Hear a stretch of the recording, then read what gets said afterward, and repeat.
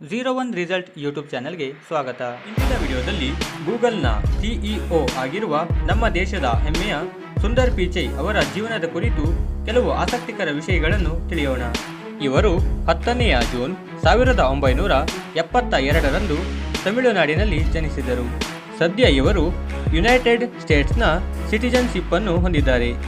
ಹಾಗೆಯೇ ಪಿಚೈ ಅವರು ಐಐಟಿ ಖರಗಪುರದಲ್ಲಿ ಬಿಟೆಕ್, ಸ್ಟ್ಯಾನ್ಫೋರ್ಡ್ ಯೂನಿವರ್ಸಿಟಿಯಲ್ಲಿ ಎಂಎಸ್, ಪೆನ್ಸಿಲ್ವೇನಿಯಾ ಯೂನಿವರ್ಸಿಟಿಯಲ್ಲಿ ಎಂಬಿಎ ಶಿಕ್ಷಣವನ್ನು ಪಡೆದುಕೊಂಡಿದ್ದಾರೆ. ಸುಂದರ್ ಅವರು ತಮ್ಮ ವೃತ್ತಿ ಜೀವನವನ್ನು ಮೆಟೀರಿಯಲ್ ಇಂಜಿನಿಯರ್ ಆಗಿ ಆರಂಭಿಸಿದರು. 10ನೇ ಆಗಸ್ಟ್ 2015ರಂದು ಪಿಚೈ ಅವರನ್ನು ಗೂಗಲ್ ಕಂಪನಿಯ ಸಿಇಒ ಆಗಿ ಆಯ್ಕೆ ಮಾಡಲಾಯಿತು. ಇವರು ಅಧಿಕಾರವನ್ನು ತೆಗೆದುಕೊಂಡ ನಂತರದಿಂದ Google Maps, Chrome, Gmail, Google Drive ಹಾಗೂ ಕ್ರೋಮ್ ಆಪರೇಟಿಂಗ್ ಸಿಸ್ಟಮ್ ಬಹಳ ಅಭಿವೃದ್ಧಿಯನ್ನು ಕಂಡಿತು. ಹಾಗೆಯೇ ಜಗತ್ತಿನ ತುಂಬ ಪ್ರಸಿದ್ಧ ಆಗಿರುವ ಆಂಡ್ರಾಯ್ಡ್ ಆಪರೇಟಿಂಗ್ ಸಿಸ್ಟಮ್ ಅನ್ನು ಗೂಗಲ್ನ ಉತ್ಪನ್ನಗಳ ಪಟ್ಟಿಗೆ ಸೇರಿಸುವಾಗ ಇದರ ಮೇಲ್ವಿಚಾರಣೆ ಮಾಡಿದ್ದು ಕೂಡ ನಮ್ಮ ಸುಂದರ್ ಪಿಚೈ ಆಗಿದ್ದಾರೆ.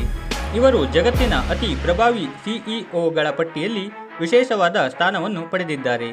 ಇವರಿಗೆ ಭಾರತ ಸರ್ಕಾರವು 2022ರಲ್ಲಿ ದೇಶದ 3ನೇ ಅತ್ಯುನ್ನತ ನಾಗರಿಕ ಪ್ರಶಸ್ತಿಯಾದ ಪದ್ಮಭೂಷಣವನ್ನು ನೀಡಿ ಗೌರವಿಸಿದೆ.